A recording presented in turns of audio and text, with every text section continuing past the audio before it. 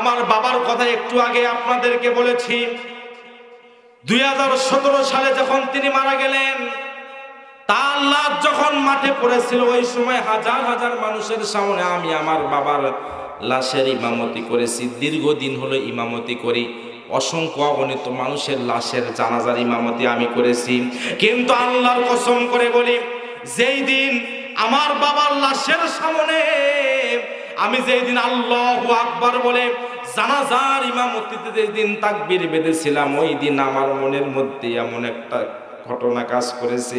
ওই দিন মনটা এমন একটা কথা বলে, চোখের পানিটা বাবার লাশের সামনে আমি যখন দাঁড়িয়ে আল্লাহু আকবার বলেছি, ওই সময় যে একটা আবেগ এসে আমার চোখের পানি পড়েছে। আমার তো মন বলে, সন্তান যদি বাবা মার জানাজার ইমামতি করে, ওই সময় একটা সন্তানের মনের মধ্যে এমন একটা আবেগ আসে, ওই আবেগের জন্য যখন সন্তান জানাজা করে, আমার মন বলে সন্তান জানাজা করার সময় যে আবেগ দিয়ে পিতামাতার জন্য দোয়া করে, আমার মন বলে ওই দোয়ার বরকতে হয়তোবা আল্লাহ তার তামাম জীবনের গুনাহ মাফ করে দেয়। বলেন সুবহানাল্লাহ। আপনার নিত দেহটা পড়ে থাকবে, জানাজার পর যখন আপনাকে গোরস্থানে নিয়ে যাওয়া হবে, গোরস্থানে নিয়ে যাওয়ার পরে এখন যদি আপনি মারা যান, এই সময় আপনি কবরে থাকবেন। আপনার লাশটা সুন্দরভাবে কবরে রাখার পর আপনার নিকটতম আত্মীয়রা মাটি দিবে। তার আগে কবর থেকে যে লোকটা উঠবে, ওই সময় ওঠার সময় আপনার রুহটা ডাক দিয়ে বলবে, আমার সন্তান আমাকে ছেড়ে চলে গেছে, আমার বাবা আমাকে ছেড়ে চলে গেছে, আমার আত্মীয় আমাকে ছেড়ে চলে গেছে, আমার বন্ধু আমাকে ছেড়ে চলে গেছে।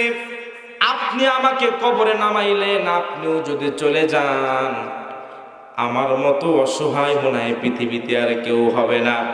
অন্ধকার ঘর, সাপ বিচ্ছুর ঘর, পোকামাকড়ের ঘর।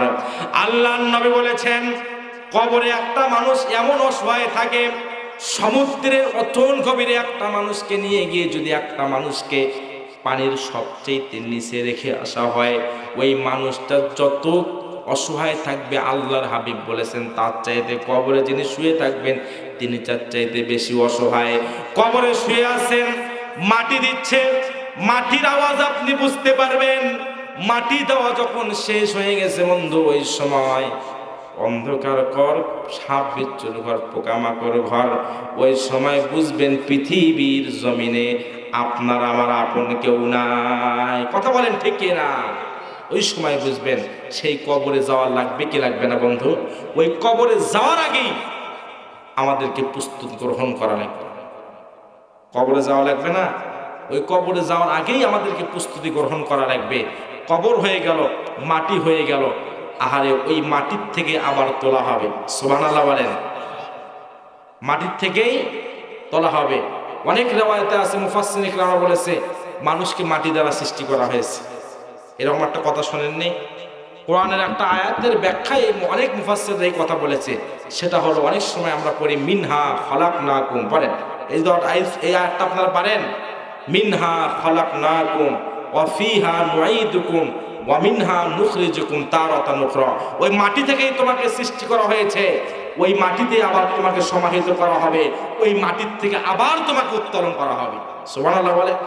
মুফাসসিরিনে কেরামরা এই আয়াতের অনেকের ব্যাখ্যায় লিখেছেন মানুষকে মাটি দ্বারা তৈরি করা হয়েছে। এখন বলেন তো, এই পৃথিবীতে মাটি কি অল্প না বেশি? এখন আপনি যদি প্রশ্ন করেন আমাকে কোন জায়গার মাটি দ্বারা সৃষ্টি করা হয়েছে, আল্লাহর নবী বলেছেন একটা মানুষের মৃত্যুর পর, মানুষ যখন মৃত্যুবরণ করে, মানুষের মৃত্যুর পর ওই মানুষটাকে যে জায়গায় কবরস্থ করা হয়, ওই জায়গার মাটি দিয়ে আল্লাহ রাব্বুল আলামিন ওই মানুষটাকে সৃষ্টি করেছেন। বলেন সুবহানাল্লাহ, একটু জিকির করেন।